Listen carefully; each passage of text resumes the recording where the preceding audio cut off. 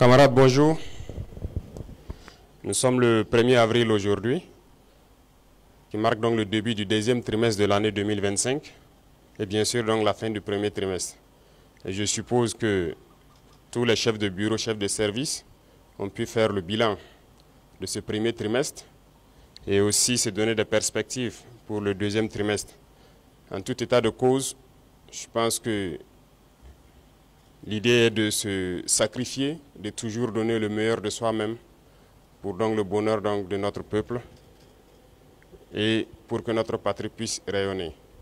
Donc j'invite tout un chacun à pouvoir donc se tracer de nouvelles lignes pour le deuxième trimestre, donner le meilleur de soi-même, tant au service, mais aussi donc dans la vie courante, pour que notre patrie puisse continuer de rayonner. Quant aux différentes forces combattantes sur le terrain, je tiens à les rendre hommage ici pour l'exceptionnel travail qui a été fait tout le long donc, du trimestre passé. Nous avons pu progresser significativement sur le terrain.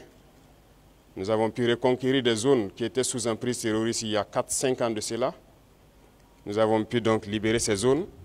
D'autres zones sont en phase de consolidation actuellement, ce qui est donc un progrès très significatif, mais aussi appeler les autres forces dans ces zones qui sont dans une relative accalmie à la vigilance, au guet permanent, parce que la perfidie de l'ennemi fait que lorsqu'on est dans une relative accalmie et qu'on baisse la tension, on peut souvent prendre des coups. Donc c'est inviter donc tous ceux qui sont en posture de sécurité relative de pouvoir toujours être vigilants et ne pas se faire surprendre. Et aux autres forces vives donc de la nation, c'est inviter tous les travailleurs à redoubler d'ardeur pour que 2025 soit une année donc couronnée de succès à tous les niveaux.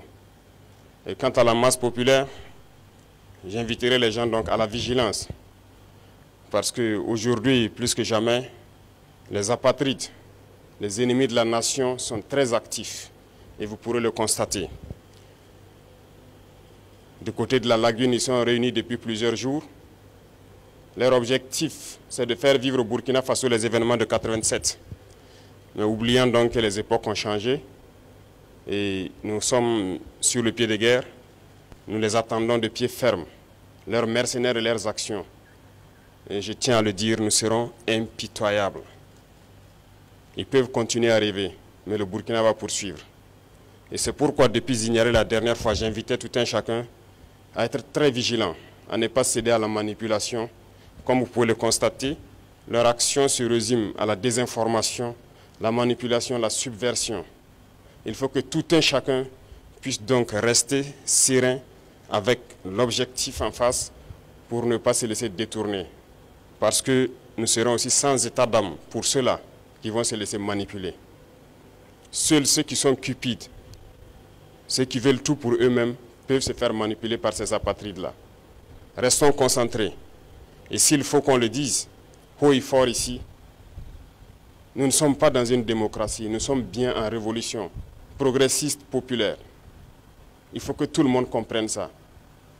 Et c'est d'ailleurs plus étonnant que ceux-là qui sont censés être les intellectuels qui ont fait l'école peuvent imaginer qu'un pays peut se développer dans la démocratie. C'est faux.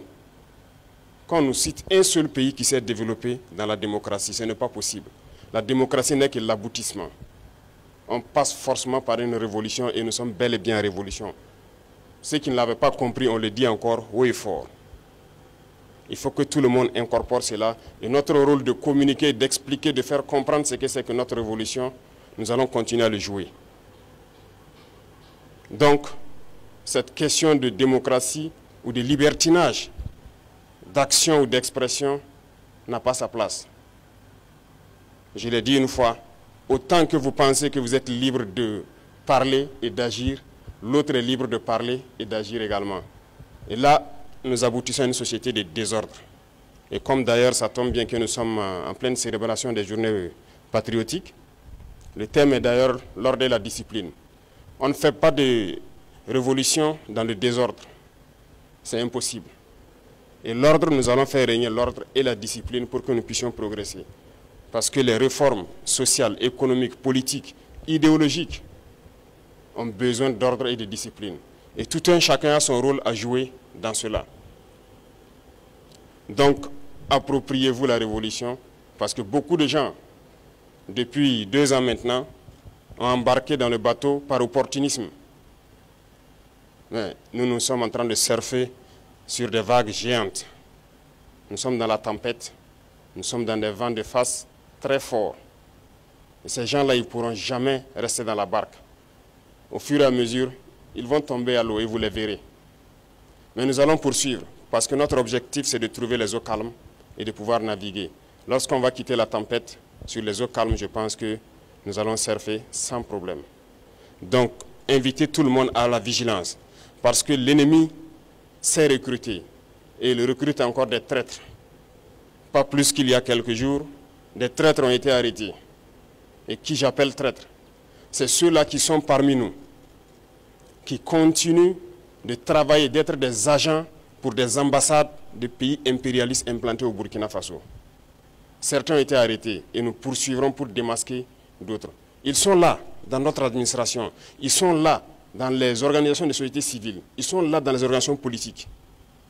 Et ils manipulent les autres pour les amener sur des chemins, en tout cas, contraires au progrès de notre patrie. Et c'est lorsqu'on les arrête qu'on se rend compte qu'ils sont effectivement des agents de ces pays, des ambassades de ces pays impérialistes implantés aussi au Burkina. Restons vigilants, parce que notre révolution ne plaît pas à beaucoup de personnes.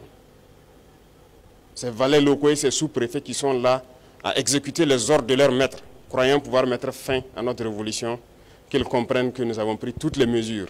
Et je le dis une fois de plus, on sera impitoyable et sans état d'âme face à ceux-là qui pensent pouvoir se mettre à travers du développement de notre patrie. Nous allons poursuivre notre révolution. Nous allons développer nos infrastructures, que ce soit du côté de la santé, du côté de l'éducation, que ce soit les infrastructures routières. Nous allons développer notre industrie, transformer ce que nous voulons et consommer ce que nous avons transformé.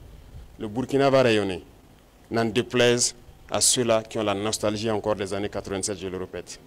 Donc restez concentrés, restez vigilants, tracez-vous des sillons pour le trimestre à venir et pour la suite de l'année. Et nous resterons donc dans ce chemin de la victoire. Nous continuerons de combattre sur le terrain à reconquérir nos différentes zones. Et je puis vous assurer que le progrès qui est fait, les terrains reconquis dans ce premier trimestre sont d'ordre stratégique.